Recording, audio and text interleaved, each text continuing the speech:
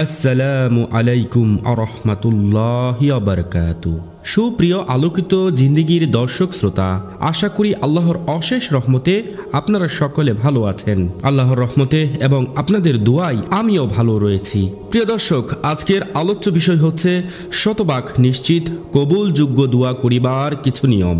আপনি যদি এমন ভাবে দোয়া করেন, আশা করি আপনার দোয়া এবং আপনার মনের নেক বাসনা আল্লাহ রাব্বুল আলামিন পূরণ করবেন ইনশাআল্লাহ। এমনকি আল্লাহ রাব্বুল আলামিন আপনাকে সালামও পাঠাবেন। উলামায়ে কেরাম বলেছেন, এমন এক দোয়া রয়েছে, যদি আপনি এইভাবে দোয়া করেন আপনার দোয়া কবুল হবে ইনশাআল্লাহ।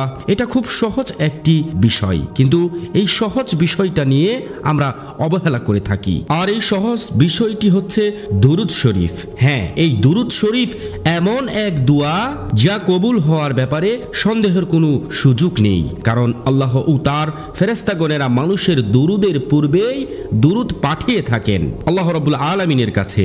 সুতরাং যেই দোয়া ফেরেশতাগণ পাঠিয়ে দিয়েছেন তা তো কবুল না হওয়ার ব্যাপারে কোনো সন্দেহ থাকতে পারে না।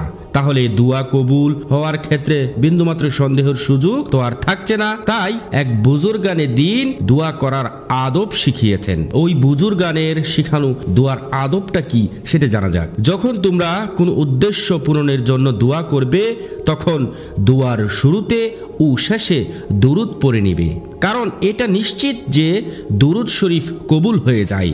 আর আল্লাহর শান এটা নয় যে আগে ও পরে কবুল হবে, মাঝখানে দোয়া কবুল হবে না। তাই দোয়ার আদব হলো প্রথমে আল্লাহর হামদ সানা পড়া, তারপর নবী করিম সাল্লাল্লাহু আলাইহি সাল্লামের উপর দুরুদ পাঠ করা, এরপর নিজের উদ্দেশ্যকে সামনে রেখে দোয়া করা। হাদিস শরীফে এসেছে, যে ব্যক্তি রাসূল সাল্লাল্লাহু আলাইহি সাল্লামের উপর একবার দুরুদ পাঠ করবে, আল্লাহ তাআলা তার উপর 10 বার রহমত নাজিল করবেন। সুবহান।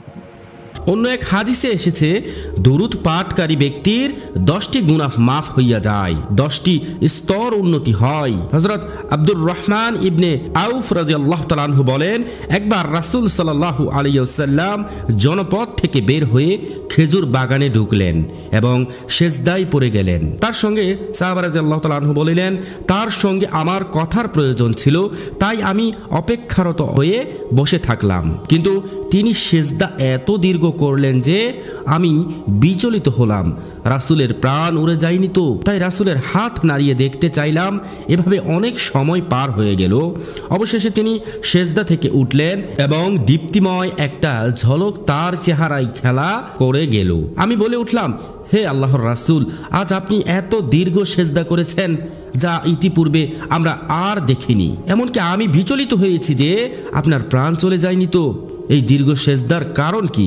রাসূল সাল্লাল্লাহু আলাইহি সাল্লাম উত্তর দিলেন, এর কারণ হলো জিবরাইল আলাইহিস সালাম এসেছেন এবং আমাকে সুসংবাদ দিয়েছেন যে আল্লাহ তাআলা বলেছেন, যে ব্যক্তি আমার উপর দুরুদ পাঠ করবে আল্লাহ তার উপর রহমত বর্ষণ করবেন। সুবহানাল্লাহ।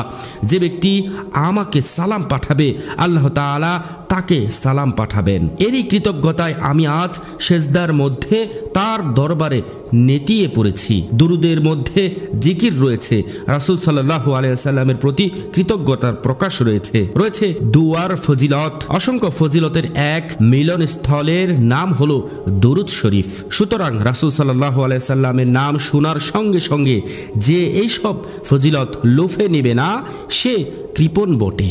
যেমন হাদিস শরীফেই বলা হয়েছে যে এসব ব্যক্তি কৃপণী। প্রিয় দর্শক, আমরা আজ থেকে চেষ্টা করব দোয়ার ভেতরে দুরুদ শরীফ পাঠ করতে। দোয়া কবুলের জন্য এই আমলটি করা খুব লাভজনক এবং প্রয়োজন। আমাদের এই আমলটি অর্জন করতে হবে ইনশাআল্লাহ। আল্লাহ সকলকে তৌফিক দান করুক, আমিন।